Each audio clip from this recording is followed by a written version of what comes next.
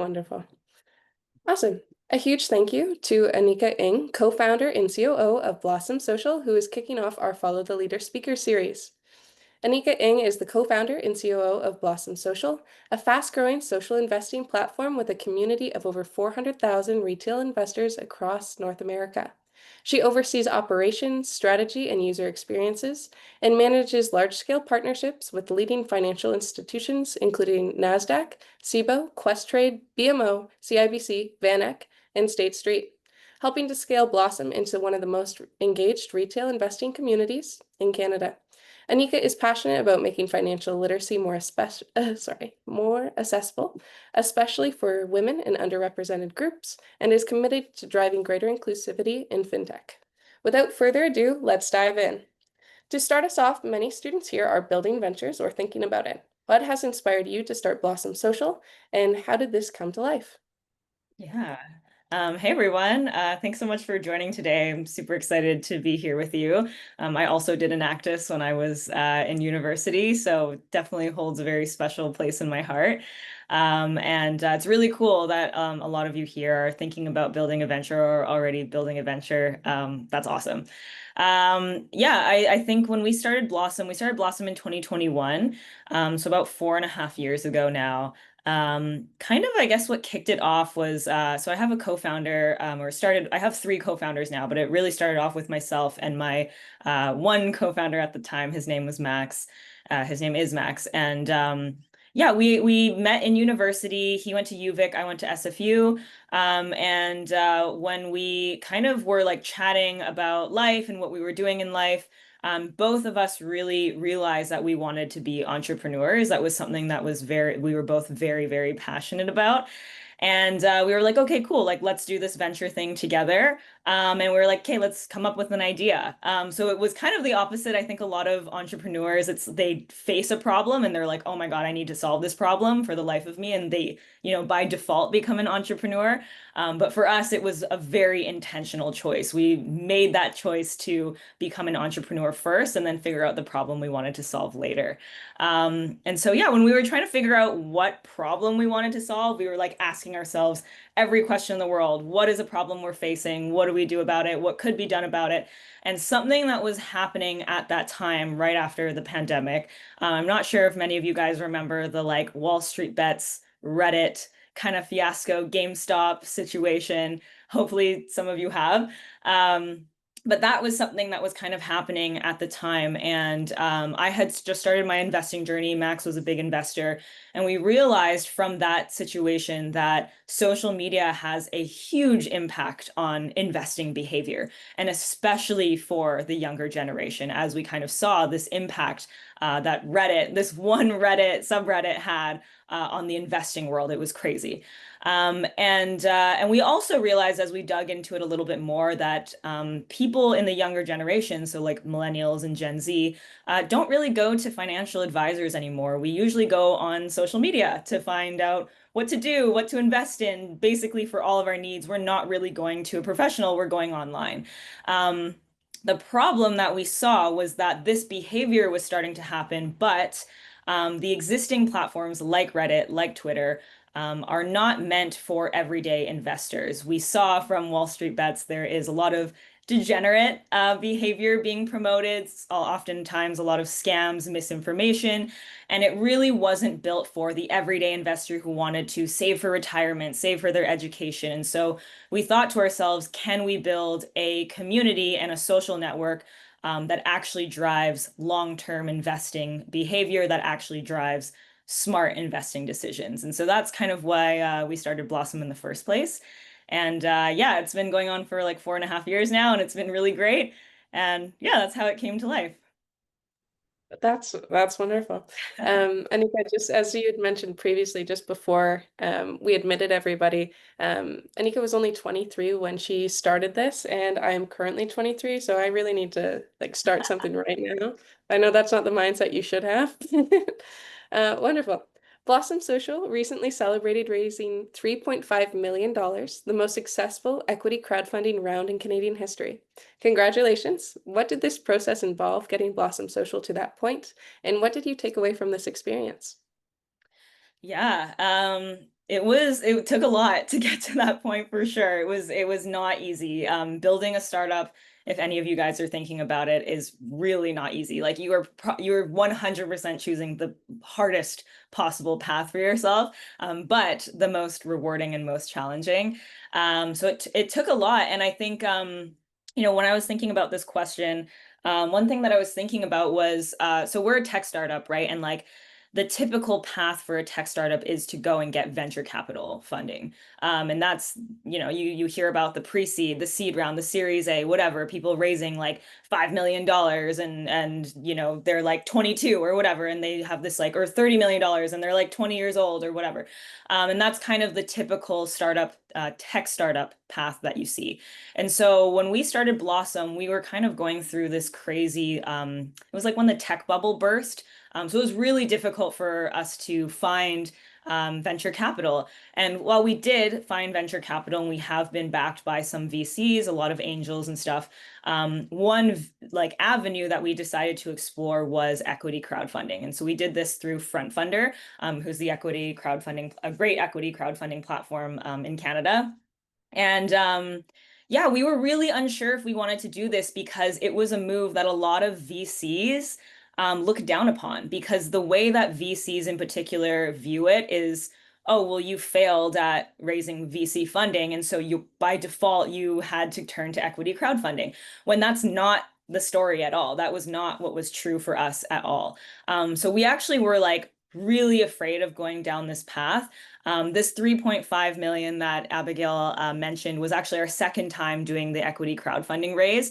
We did equity crowdfunding the year before last year and set the Canadian record at that time. And then this year broke that same record, which was really cool. But when we did it, we were so unsure if we would even hit our goal. Like I think we set the goal at like 500,000 to raise 500,000 or something like that. And we were so nervous the days leading up that we wouldn't hit it, that it would look even worse to VCs, that they would look down upon it even more because now it's this like publicly embarrassing thing that we didn't hit our goal. And so we really didn't know if it was going to be the right move for us. The reason we ultimately decided to do it was because our user base actually were asking how they could invest in Blossom directly.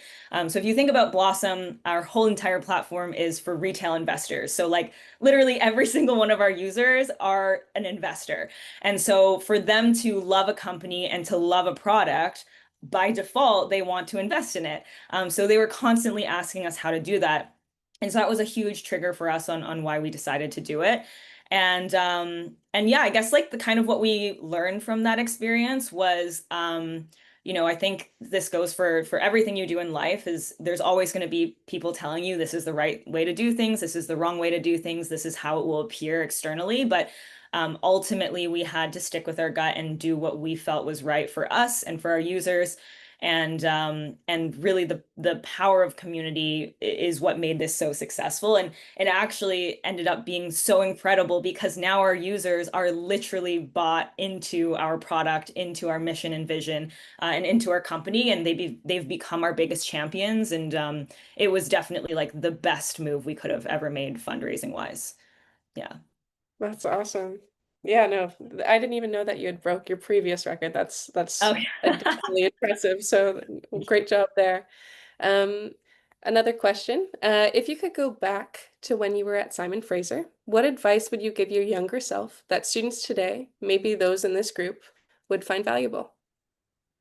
Yeah, I'm just gonna assume that everyone in watching this is like wanting to be an entrepreneur, I think, probably. I think one thing is definitely like leaning into community really hard. I think you guys already by being here today and showing up for this is like a great first step. Taking the time to like build that community of people, surrounding yourself with people who are very like-minded, is super important. I will say like one thing that I learned in school, and this is like not just for entrepreneurship, but just in general for your career. In school, they always tell you to like network a lot. They're always like, oh, networking is so important.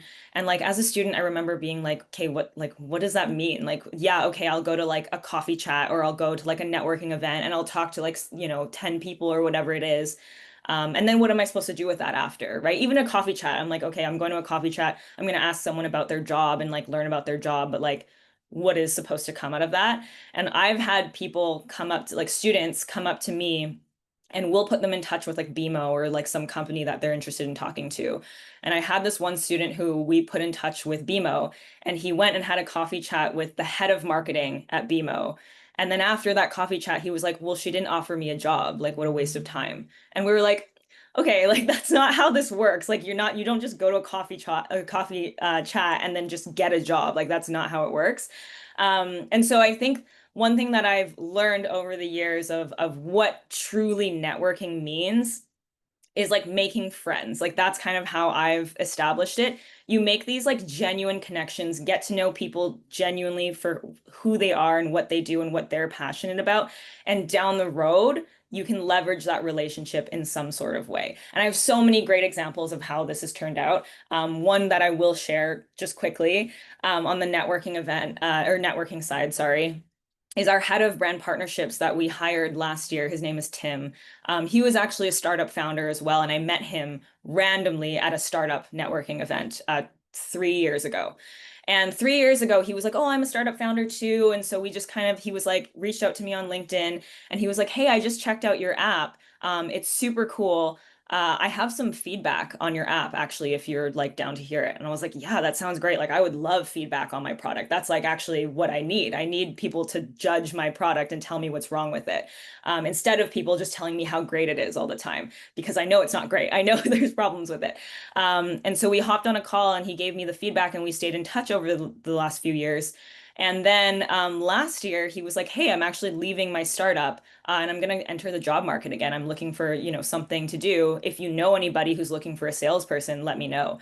And at the time we were like, "Oh my God, we need this guy on our team no matter what. Like he can do any role that he wants. We just need him on the team." And so we hired him like literally on the spot. And so I think that is like a great example of like 3 years ago, we just literally just became friends. He reached out to me by like trying to offer some sort of advice. He was helping me instead of him asking for something from me. And that's kind of how he reached out. And then 3 years later, he's on our team. Um, so anyways, that's sorry, I'm kind of like going on a tangent here, No, but no, no. um, That's great. Yeah, no, I uh, think it's like important. personally as a student, like I think it was just kind of not to say shoved down my throat, but like, in first, second year, you're like, you need to have a network, like you need to have a LinkedIn. And I'd be like, what's LinkedIn? Like, I don't understand. Like I understand the platform, but like why is this valuable to me? Like, is this for jobs? What is it for? Yeah. Like, do I need to just get like 2,000 connections or like what's Yeah. most important? And no, that's a wonderful instance of somebody like they were helping you out and then you were able to return it with a job offer a few years later. Probably Yeah. unexpected to them. Yeah, absolutely. I I'll think like continue. Yeah. Sorry, I was just gonna say, yeah, I No. think like the takeaway from that is like networking doesn't need to be scary. It's literally just going out there and making friends, staying in touch with those people. Don't expect something to come out of it Yeah. right away because that is crazy. Don't expect like a job offer right away, but you never know when that connection might come in handy down the road. And then I think my last thing that I'll just say is like on the entrepreneurship side, one thing is people get stuck in this like constant need to feel ready or need to feel like something is perfect. There is no such thing as that. Oftentimes, I think as students, you feel like you need more experience, you need more credentials, or you need a bigger opportunity or something in order to like get to that milestone that you're trying to achieve. And like nobody is ever, you're never going to be 100% ready. Your product is never going to be 100% ready to go. So you like just launch it. And that's what happened with Blossom 2. We had like the shittiest mock-up, we had the shittiest prototype, we had like 5 people on it, and we just went live with it anyways because we didn't, we wanted feedback on it. And then you just get feedback, you iterate, and that's the only way to figure out how to get to product market fit. But yeah, I think a lot of people get stuck in this like perfectionist mindset, and that's hurting you so much more than helping. That's wonderful. Yeah, I heard somebody recently, I think it was just this week or last week, and they were saying make it exist and then fine tune it. Mhm. And I think that's a nice mindset to have, especially like with early stage ventures. It's like sometimes you just have to try to make it happen, see if it works, and then, from there you can build onto it. Yeah. Wonderful. So, Yeah. Just because I wanted to make sure we allotted time for the questions from students, I just really quickly want to say a big thank you to Anika for answering my many questions. With the time we have remaining, if anyone has any questions, please send them in the chat or raise your hand. You don't necessarily have to put your video on, but even your mic, and I will call on your name. So I'll give a few minutes for people to formulate those questions if they haven't already. Wonderful. Savar? Yeah, so first off, Nika, congrats on your success with Blossom. I'm actually an avid Blossom user myself. Ah, great. So you touched on the power of community that made Blossom so successful. So one of the hardest parts about Unify, which is the platform that I'm building for newcomers in Canada, is figuring out how to spark and sustain the community aspect.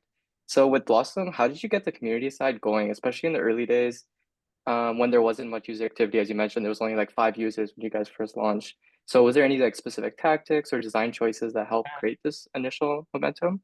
Totally. I think like especially in the early days, it's hard because it's kind of that like chicken and egg problem, especially like at the social platform. It's like, okay, well, I need people on the platform in order to get more people onto the platform and like generate those conversations.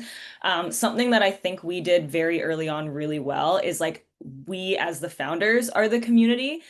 So people are coming to you, Savar, if that is that how you pronounce your name, Savar? Yeah, yeah. Um, People are coming to you like as a newcomer in Canada, they're coming to you for help. And so what we did was like for every single new user that joined Blossom, we had like a one-on-one 20 to 30 minute call with them. And we like walked them through the platform and we were like, hey, I want all of your feedback as our like target user on our platform. And we kind of like shifted this conversation to be like you as the user have all the knowledge that we want. Can you actually help us? And people love helping other people. And so they felt that like ownership and empowerment. And they were like, in this call, they were like, oh, yeah, like actually, like, if you're building for me, this is what I would love to see. And then we would build those features and they would be like, oh my God, this is awesome. Like Max and Anika and Kartik, my other co-founder, are actually listening to what I want. Like, yes, I want to support them. I want to be a part of this community. And so they became our champions that way. And they like felt that like sense of community and sense of like that like personal relationship with us, and then became our champions that way. It's very time consuming, but in the early days, like what is 20 minutes with your ideal customer, that's so valuable. Yeah, hopefully that helps a little bit, but Oh yeah, that definitely helps a lot. cool. Thank you so much. Yeah. Cool. Wonderful. Apologies for the mispronunciation of your name. Azunachi, you can go. Yeah, yeah. Hold on, let me sure. Okay, so I have a question, and thank you, Anika, for breaking down all of it. And I mean, while you were speaking, I'm like thinking in my head, I can imagine all the work, all the work, all the emotions, um, that went into launching your product in the first place. So I have a question, and it's in regard to having your co-founders. So I currently run a community-based, um, I wouldn't necessarily call it a platform. It's more like an academy, right? It's more like an academy that supports small businesses, in regards to like their small businesses systems and all of that, right? And I feel I've gotten to the stage where I need somebody to like do it with me, think with me, run it with me. But the whole thought of getting like a co-founder and all of that can be very scary, because I have my reservations about it. So my question is, how were you able to? Because I heard you said you have 3 co-founders now. I mean, Sure. so how were you able to get the first one, the second one, the third one, and you're Yeah. like, I really want to know. Yeah, I think well, I got very lucky with Max because we were like friends from university, and then and we just decided to like start a venture together. I think as a solo founder, it is very difficult. I would definitely recommend having co-founders being a founder in general, even with co-founders, is like it's a very lonely journey. Not a lot of people can understand what we're going through. I would say like as a founder, you really need to be so aware of your own strengths and weaknesses, and then hire somebody with the opposite strengths and weaknesses. So for example, I'm not technical at all. So like building a tech startup, I literally could not do that without a technical person. And so we hired Kartik, and we honestly got really lucky again. We were looking for a CTO, and we reached out to maybe like 5 people that we knew just in our inner circle from university who like had that kind of computer science background. And Kartik so happened to actually be leaving his job and wanted to start his own startup.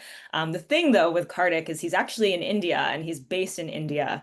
And so that was something we also had to sacrifice, knowing that he was in a completely different country and a completely different time zone. Now the 3 of us are having to coordinate crazy time zones to accommodate for that. And that's brought a lot of challenges. It's brought a lot of pros as well. So yeah, I don't there. I also know of there's a lot of like things out there that do like founder matching. So I would definitely leverage those if you're looking for a co-founder. Yeah. Can you give like examples? I don't know some of the platforms, but I know they're out there. A lot of accelerators have them as well. Thank you. Yeah. Wonderful. Just to go in order, Cedric, I know you have your hand up, but we had one pop in the chat before you, if that's okay. Is that all Oh, right, Cedric? Wonderful. So Victoria asked a two-part question. So they said, my question is, when you first started, did you have an immediate success or it took time to achieve a certain goal you set for yourself? So that's the first part. And then secondly, which piece of advice would you give to a student who is financially unstable and wants to have their own business or be financially stable but don't know where to start? Okay. Yeah, definitely did not have immediate success. Like, and I think it's very rare for a business to have immediate success. And I think a lot of these like companies that you see on TikTok or social media that like blow up overnight, oftentimes they actually can't sustain that success. And they end up fizzling. So I think there's a lot of like you always see those like one-off stories of like they had overnight success and now they're like a huge hit, but like 99.9% of the time, it's like a struggle, like a slow struggle. We really felt that pain in the first 2 years. It was really hard. There was a lot of late nights. There was a lot of crying, crashing out, like a lot of that.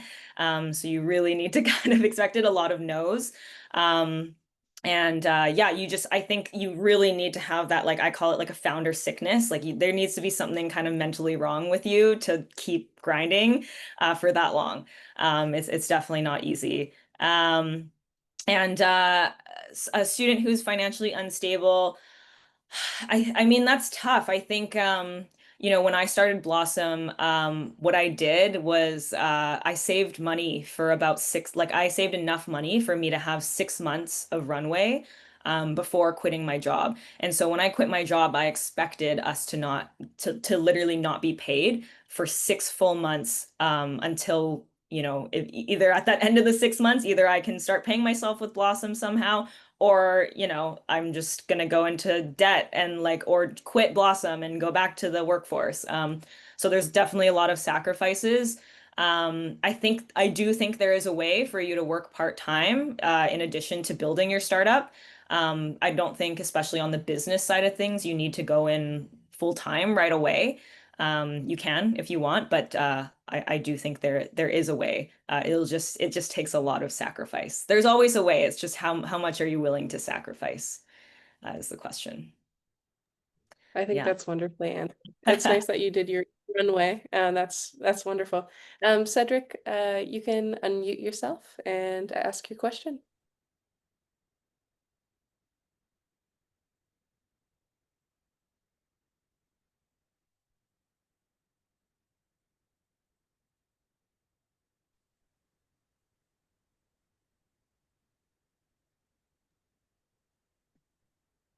Cedric, I'm not sure if you're talking, but I can't hear you. can you hear That me might now? just be me. Oh yeah. Yeah, no. Oh, sorry. Yeah, sorry about that. I just want to say thank you for, doing the session. And I'm from SFU as well, so like super inspirational to like see another SFU student also like find success in entrepreneurship.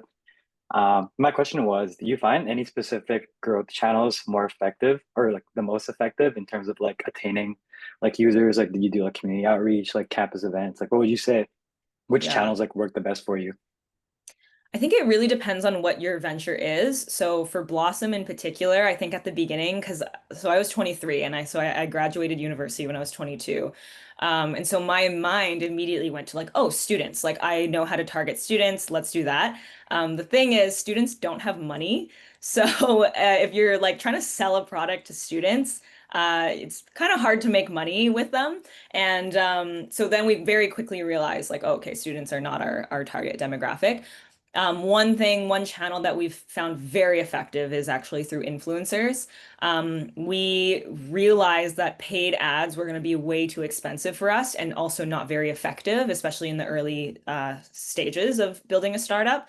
And so we kind of figured out what kind of like cost per download we wanted to be paying and what would be like an effective return on like return on down per download pretty much.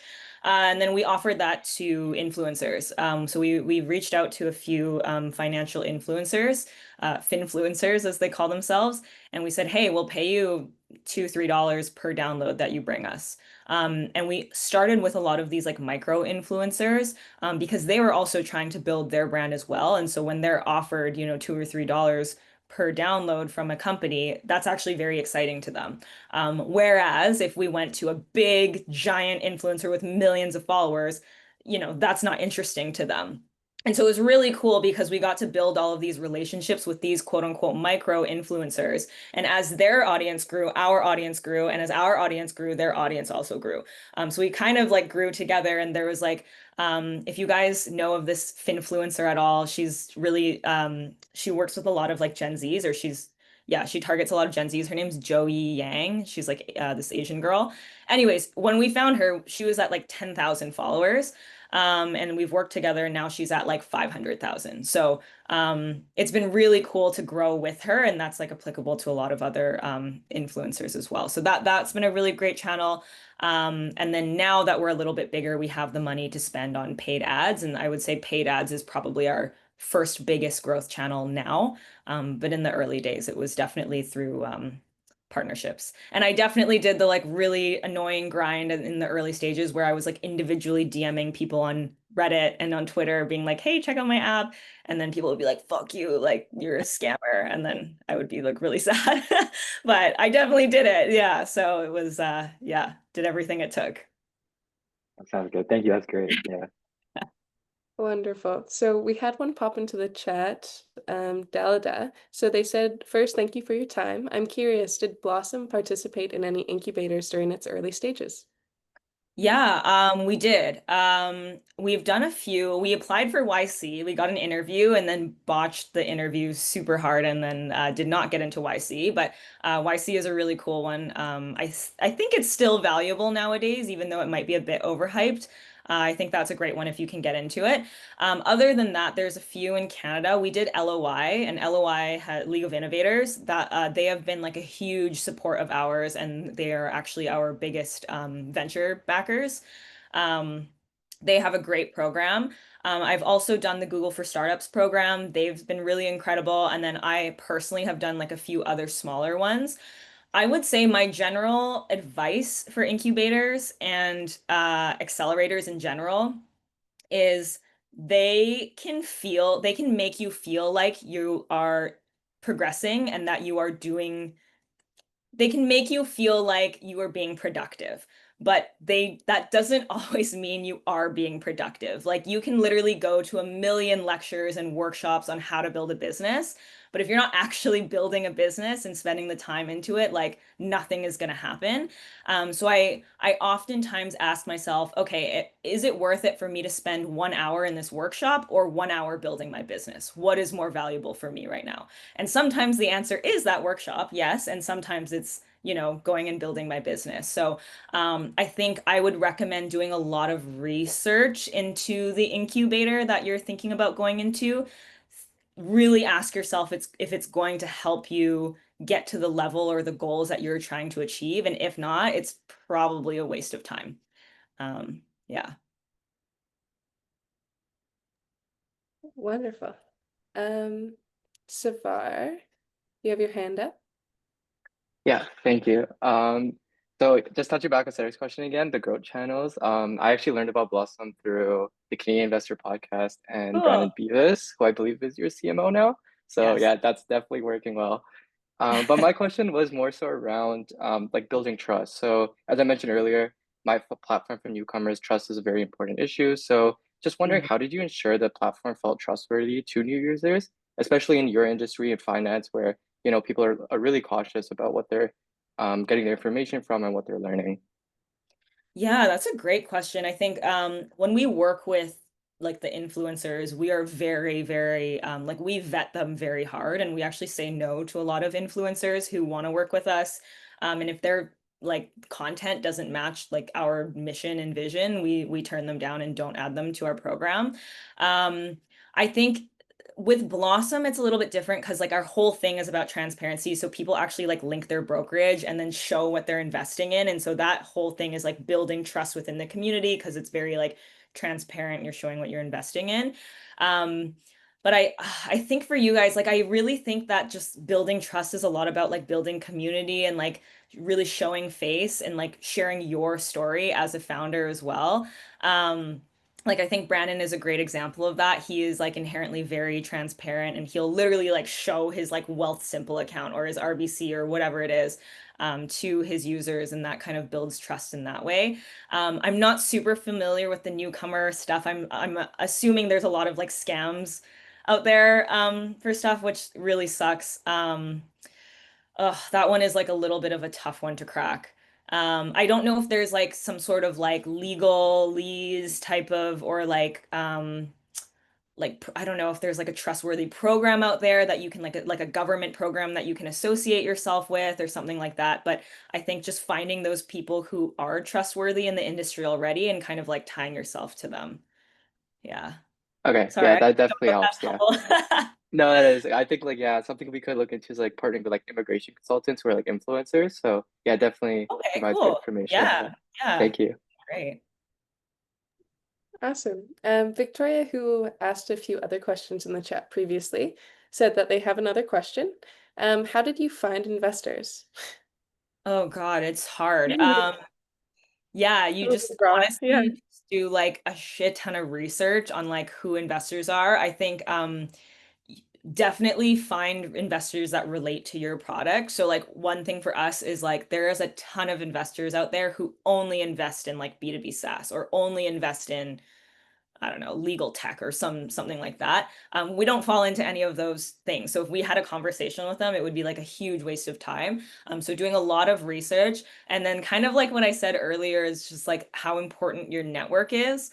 You know, there you are like I think there's some stat out there. It's like you're like 3 or 5 connections away from like Elon Musk or something like that. I don't know. So like there's always a way to kind of find somebody who knows somebody who can intro you.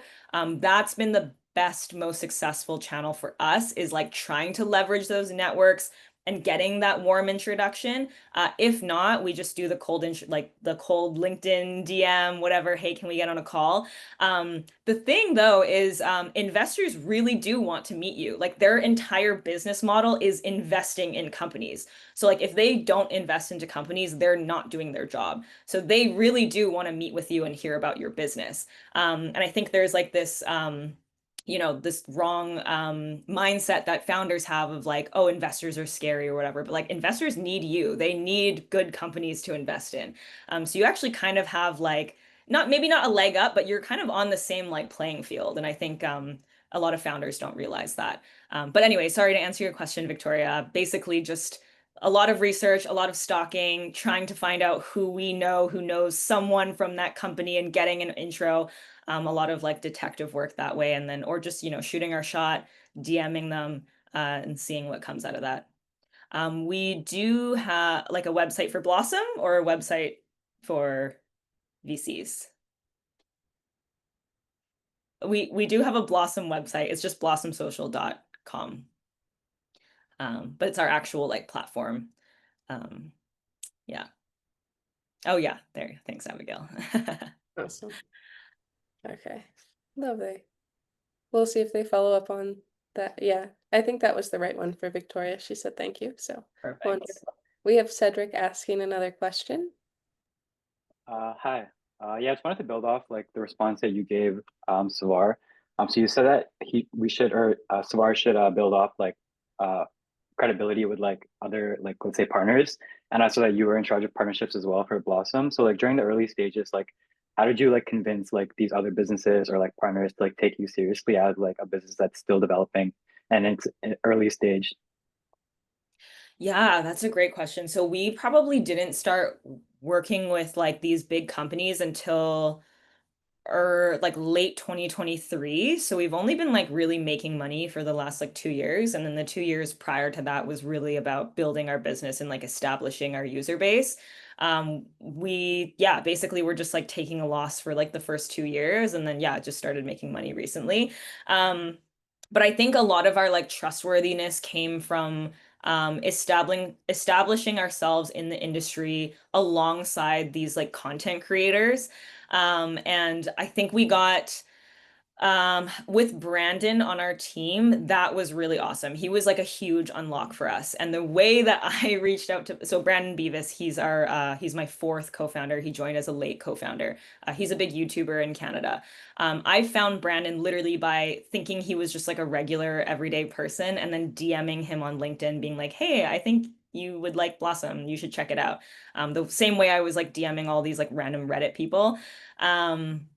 And then he was like, "Oh, this actually sounds cool. Let's hop on a call." So I hopped on a call, and then he was like, "Hey, I want to help you guys. I can shout you out in my YouTube video. I charge 20K for 1 minute." And we were like, "Holy fuck, we cannot afford that. Sorry."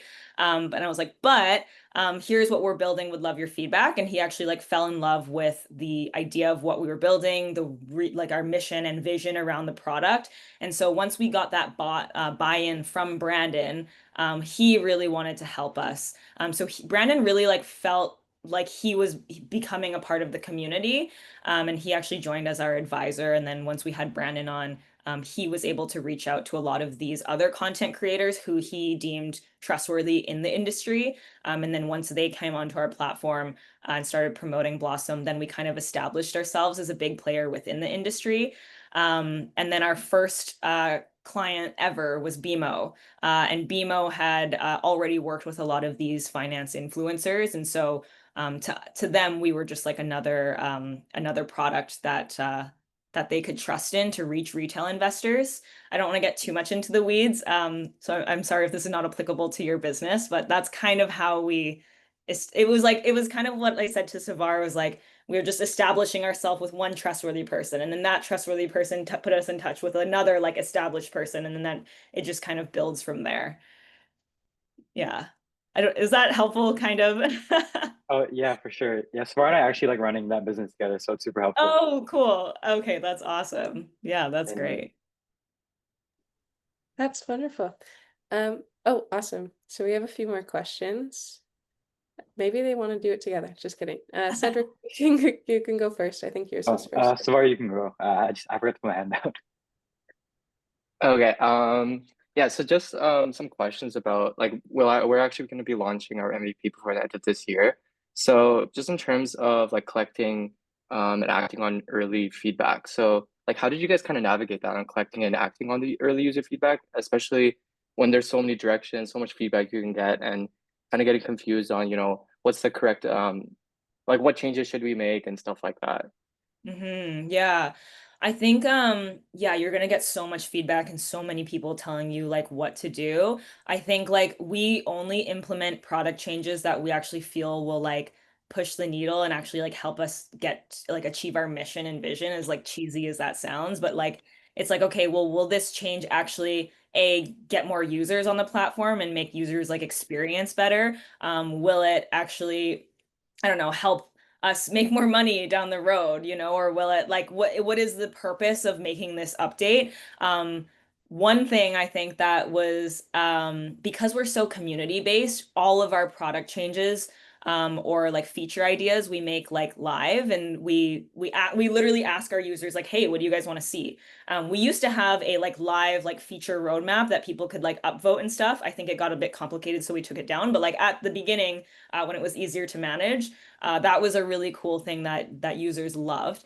One example that I love sharing is which kind of goes against what I just said, but for the longest time, our users were like, we want dark mode. They were like so gung-ho about like having dark mode. And we were like, okay, we're not going to implement dark mode because what is that doing for our product? It's not pushing the needle. Also, it makes things so much complicated because if we implement any new product, we need to make it in light and dark mode now. So we need like two Yeah. designs. So it was just like, why the hell would we ever do that?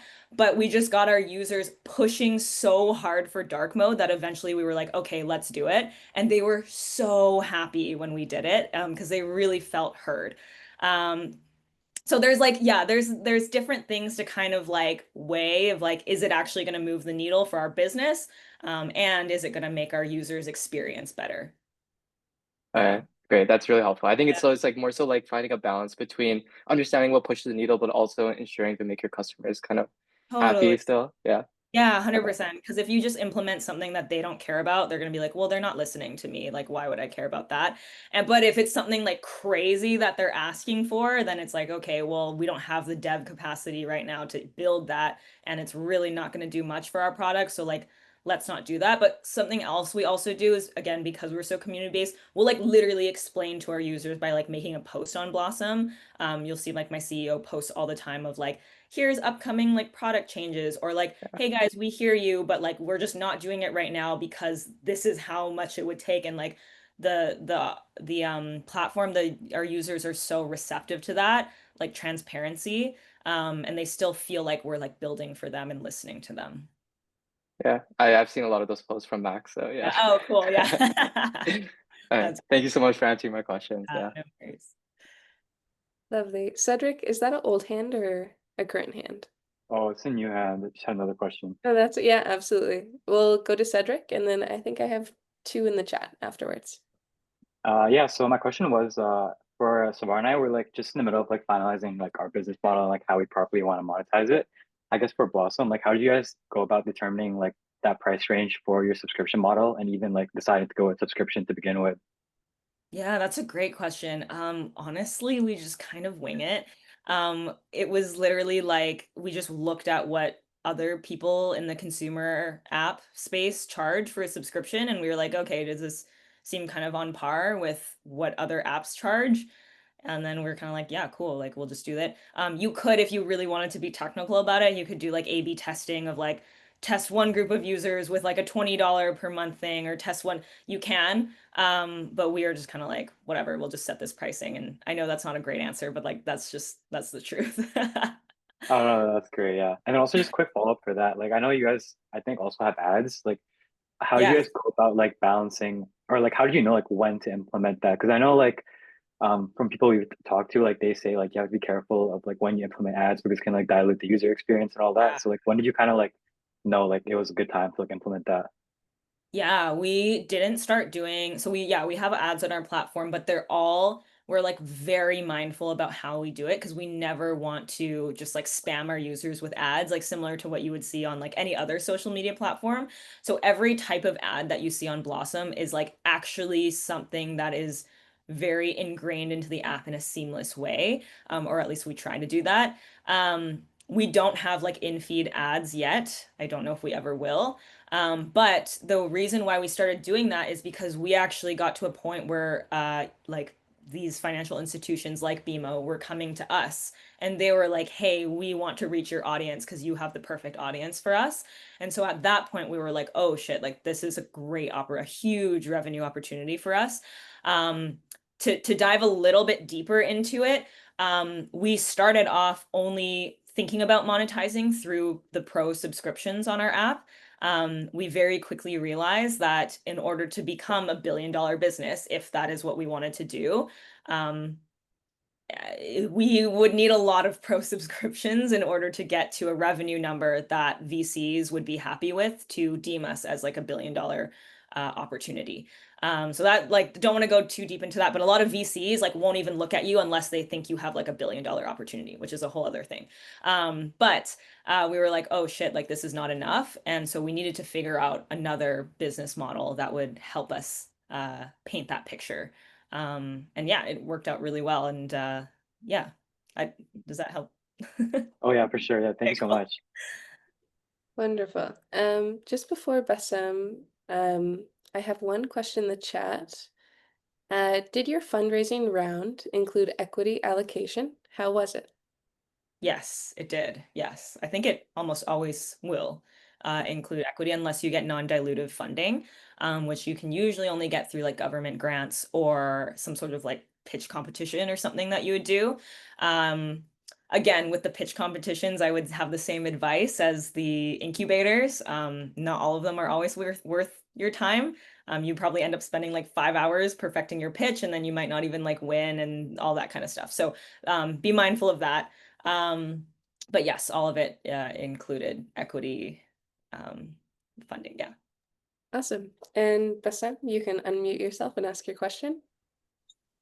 Hi, so my question is, when do you know you're ready for like the next step? Like, how do you know your business was good enough to launch or like good enough to start getting investors in? Because you're always adjusting and changing as you learn.